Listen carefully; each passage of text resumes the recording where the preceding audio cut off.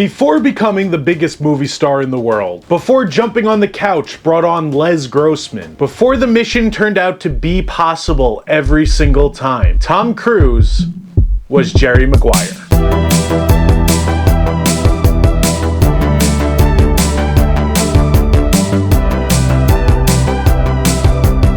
Greetings, Designing Hollywood, movie fans, and beyond.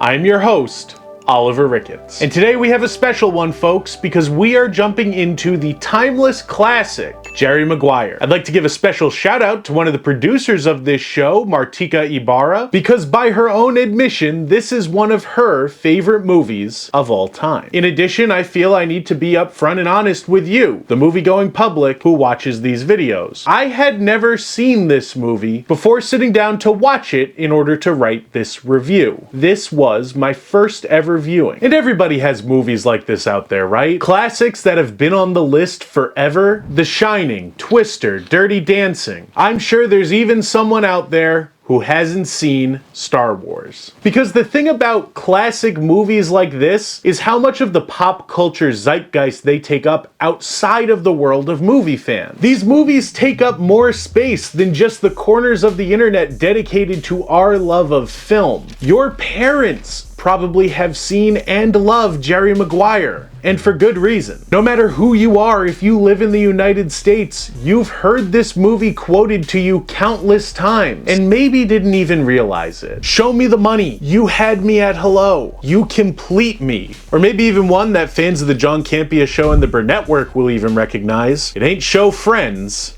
it's show business. These are not just lines in a famous movie anymore. These lines are so famous that people just say them in real life. They are now just non sequiturs, commonplace household sayings. And of course, as a film fan and somebody dedicated to the cultural history of films, this movie has been on my list for a long time. But something about it was just very overwhelming. It's so beloved and so well known that diving into it for the first time seemed like a big undertaking. I want to be someone who appreciates films for what they are. I want to be able to have the optimal experience, disconnect from the real world, sink into a movie and take it as it was intended. And sometimes when something is this culturally significant and commonplace in everyday conversation, that becomes very difficult to do. Lastly, there is always that one great fear that lingers over beloved movies. What if I don't love it as much as everybody else? But fortunately, this was nothing more than pre-beloved classic anxiety for me, at least in the case of Jerry Maguire. The reason this movie is so beloved, so well remembered and regarded, is because it is impossible to make it through without smiling. How could you not like Jerry Maguire? It just reflects the world that I want to live in, where people are likable, greed can be vanquished, and human beings can be rewarded simply for being good to one another. In a lot of ways, this is actually the best kind of fantasy film because it reflects a world that we all want to live in, a nice one. And of course, one of the things that is nice about being a film critic and pundit is that occasionally my hand is forced and I have to check out movies that I have been putting off for some time. This being one of those instances. And folks, if you want your hand forced, you want to be encouraged and coaxed to watch movies that maybe you've missed out on, or maybe even you just want to be reminded of an old classic that you haven't seen in a while. If you think I just described you, this is the right channel. Welcome to the Designing Hollywood YouTube channel, where I review movies of all different eras right here on this show. It could be a new movie or it could be an old film that I'm doing a deep dive into to remind you why we love it. Not only that, you can also follow the Designing Hollywood podcast, where we talk to industry professionals behind the scenes of films that you love. If you're a movie fan, you'd never want to miss it. So make sure to like this video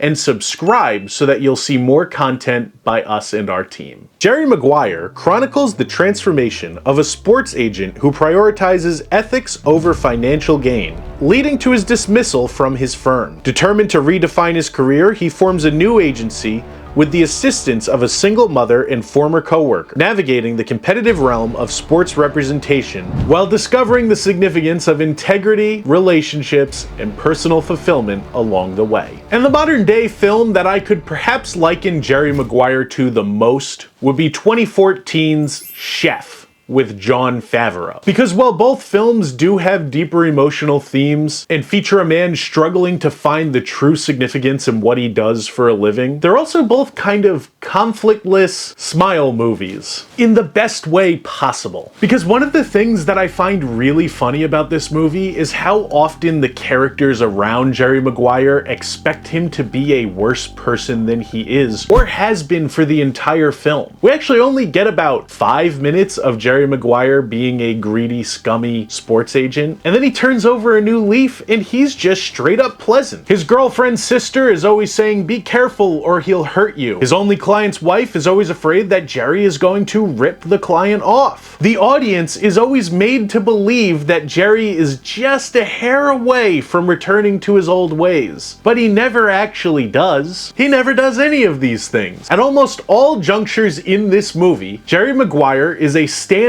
likable guy who you want to root for. And in both Chef and Jerry Maguire, it's not like problems don't pop up for the titular characters. Jerry Maguire and Chef Carl Casper actually both have a lot of problems throughout their respective movies. But the problems don't last too long and they don't bog the movie down. Almost as soon as they pop up, they're solved and we're on to the next thing. This is more of a movie about a winning personality than a drama that we're more accustomed to seeing now, where you'd have a likable person, but he would always be messing his life up in some way. Jerry Maguire is happy almost always, and that's part of what I love about this film. And I'm not suggesting that Jerry Maguire himself as a character doesn't self-sabotage. In fact, that's the crux of this movie, that he sets out and self-sabotages himself, almost ruining his career. Right at the beginning of the film, a moral crisis lands him out of his job and out of his engagement. But these are just speed bumps in the story of Jerry Maguire, because while certainly inconvenient, these things actually ultimately lead him to having a better life. And as an optimist, I like to believe that that reflects our real world. It's very when one door closes, another one opens. You get laid off from your job, a better one comes up. A bad relationship ends,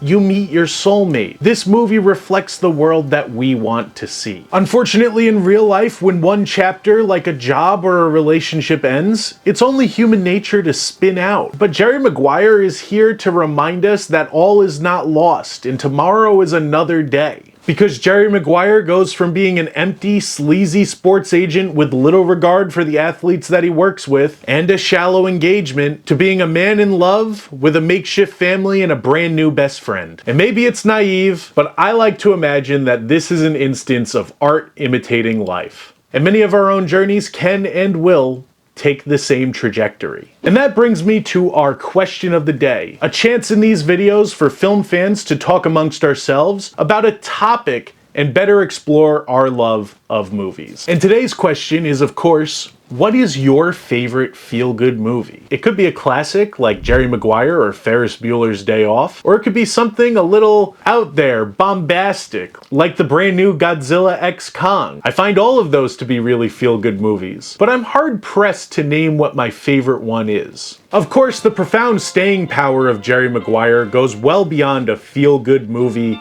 and a couple of the most quotable lines in the history of cinema. The real secret is that this movie is timeless. And that's in no small part due to the costuming in Jerry Maguire, which all feels very realized and very real world, while still being effortlessly cool. Here at Designing Hollywood, we're big believers in the power of costuming in movies to help you feel like that world is fleshed out, three-dimensional, somewhere that you could visit. The styles in Jerry Maguire are somehow both contemporary to the 90s and today. It's overflowing with looks that I simply wish would come back. By the way, if you are also taken with the looks and fashions of Jerry Maguire, you'll definitely want to check out our interview with the costume designer of this film, Betsy Hyman, on the Designing Hollywood podcast. We took a deep dive with her on not only this movie, but some of the other classics that she's been involved with, including Pulp Fiction, Reservoir Dogs, and Cameron Crowe's own Almost Famous. It's a great interview with a ton of information, and if you're a fan of this movie, you'll definitely want to check it out, so I've linked it in the description below. Of course, the movie's magic only works if you have two dynamite leads in its front seats, that being Tom Cruise and Renee Zellweger. And Zellweger is definitely that charming lead, whether it be in her interactions with Tom Cruise or with Bonnie Hunt playing the part of her sister. It all adds up to make Zellweger feel like a real fleshed out character and not just the love interest in a romantic comedy. But naturally, the shining role in this movie is the titular character, Tom Cruise, carrying the entire production as Jerry Maguire, in a performance that I think modern audiences might have forgotten he was capable of. And listen, I love Tom Cruise. The guy makes entertaining movies. But I think we often forget that Tom Cruise started out as a heartthrob in movies like Jerry Maguire and Risky Business. This is a far cry from the movies we usually think of when we think of Tom Cruise. That's true. But it would be a tragic oversight to not list this as one of the performances that defines his long career. Folks, all in all, Jerry Maguire is just one of those movies that is as likable and as enjoyable as its fans have been claiming for decades. And if you're like me and you've been putting it off, I want to reassure you, it is never too late to watch this movie and enjoy it. And I highly suggest that you do so. Of course, if you're looking for more movie-related content, stay right here on Designing Hollywood. Hit the subscribe button and check out our reviews for both new movies and deep dives into older films that we love. And if you are a film fan and you live in Southern California, consider checking out our sponsor, Gardena Cinema, who are a family-owned theater who show a great selection of films. I've linked their Instagram and their website in the description below, and I believe that they are a truly can't-miss destination for any film fan. Folks, for Designing Hollywood, I'm Oliver Ricketts, and until next time, get out there and go see a movie.